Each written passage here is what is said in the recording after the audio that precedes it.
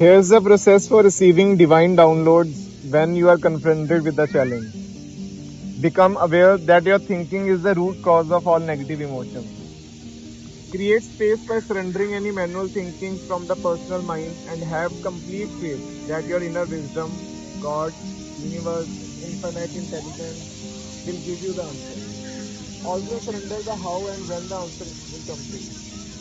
Become aware of any feelings that arise as you surrender and magnify those feelings of love, peace and joy. Meet what you are facing with love and the answer will come to you. If it seems almost too simple, that's a good thing.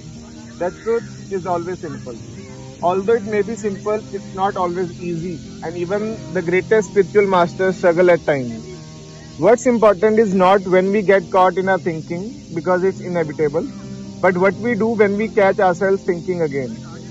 As long as you continually remember that we can only ever feel what we are thinking, and that thinking is the root cause of all our suffering, then you are free.